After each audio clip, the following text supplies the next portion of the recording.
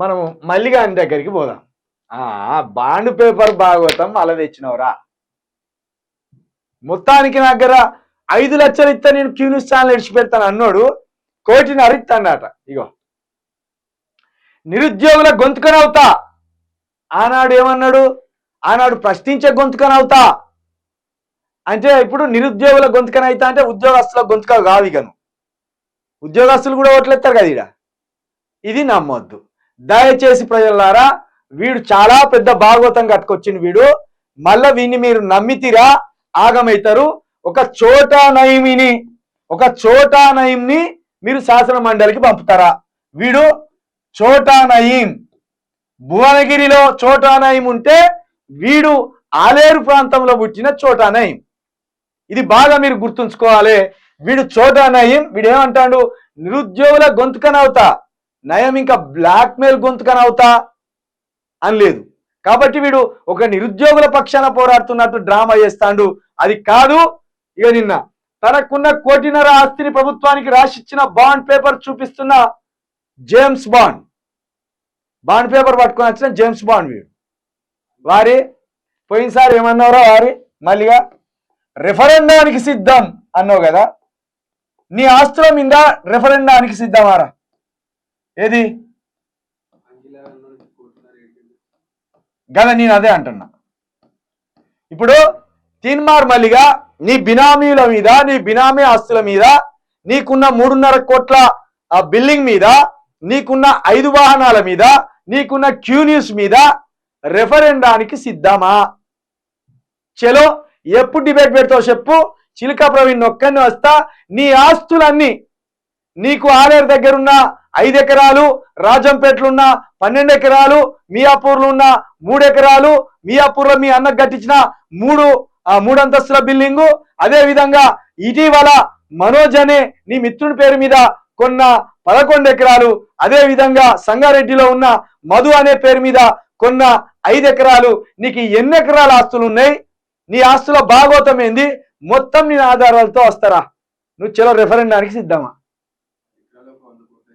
నీకంతా కలిసి ఎంత లేదన్నా 200 కోట్ల ఆస్తి ఉంటుంది. వీడికి చెప్తే నమ్మట్లేదు మీరు. చలో మల్లిగాని రమ్మను, డిబేట్కి రమ్మను. అరే నువ్వు కోరుకున్న ఛానల్కే వస్తారా? నీకు 2021లో పాదయాత్రకు పోతున్నప్పుడు ఉన్న ఆస్తులెన్ని? 7 లక్షల రూపాయలు. 7 లక్షల రూపాయల్లో 4 లక్షల అప్పు చూపించింది వాడు అప్పుడు అఫిడవిట్లో. అప్పుడు 4 లక్షల అప్పు చూపించిండు, 7 లక్షలు ఉన్నాడు చెప్పిండు. అంటే 3 లక్షలే ఉండేవి ఈయన దగ్గర. ఇప్పుడు 1.5 కోటి ఏమంటాడు? 1.5 కోటి నాకున్న ఆస్తులని, ఆస్తులే లేవంటాడు కదా.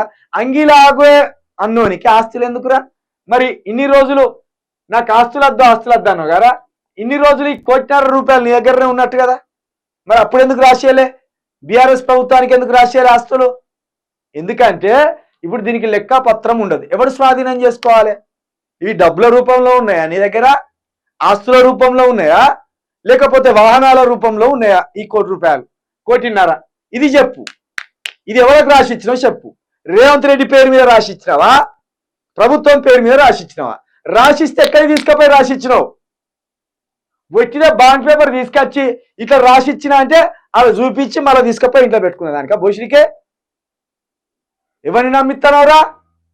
నీ bond paper Bhagavatam last sir ఏమన్నావు? రెఫరెండానికి సిద్ధం నేను అన్నావు.